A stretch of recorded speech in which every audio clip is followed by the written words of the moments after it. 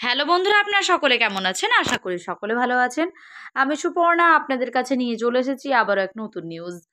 বন্ধুরা, বাংলার বাড়ি প্রকল্প নিয়ে নতুন এক আপডেট দিয়ে দিয়েছে সরকার।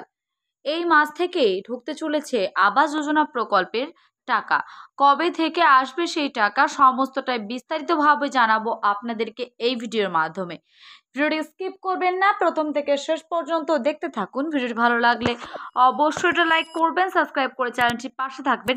নিত্য রকম আপডেট ভিডিও পাওয়ার জন্য পাশে থাকা বেল আইকনটি অন করে রাখবেন।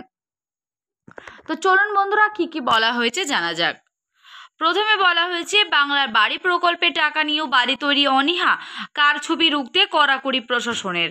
বাংলার বাড়ি প্রকল্পের টাকা সঠিক সময়ে হাতে পেয়ে বাড়ি তৈরির অনীহা এবার কড়াকড়ি শুরু করলো প্রশাসন। মালদহের পঞ্চায়েত ও ব্লক প্রশাসনের মাধ্যমে তাদের সতর্ক করার নির্দেশ দিয়েছেন জেলা শাসক।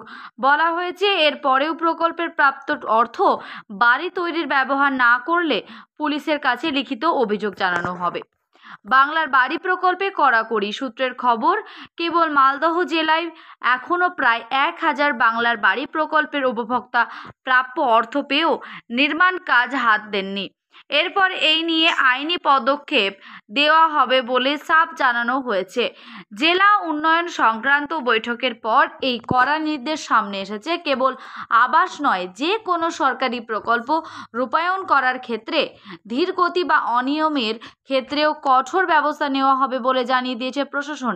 এই বিষয়ে জেলা শাসক বলেন, মুখ্যমন্ত্রী মমতা বন্দ্যোপাধ্যায় প্রশাসনিক কাজে গতি আনার স্পষ্ট নির্দেশ দিয়েছেন। মুখ্যমন্ত্রীর নির্দেশ রূপায়ণের বিষয়টি নিশ্চিত করতে এই পর্যালোচনা বৈঠক। প্রসঙ্গত, একাধিক সরকারি প্রকল্পের কেন্দ্রীয় বরাদ্দ না মেলায় রাজ্য নিজেই তাদের কোষাগার থেকে অর্থ ব্যয় করে প্রকল্প চালাচ্ছে। সেই তালিকার নাম রয়েছে আবাস যোজনারও।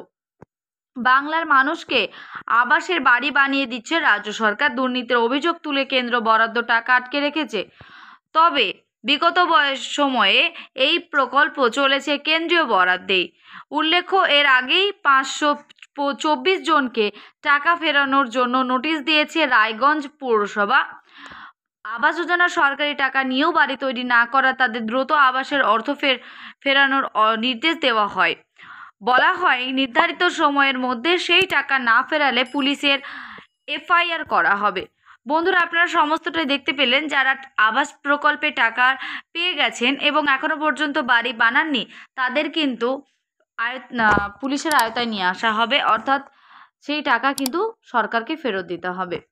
তো সমস্তটাই দেখতে পেলেন আজকের এই ভিডিওতে। দেখা হচ্ছে নেক্সট কোনো ভিডিওতে।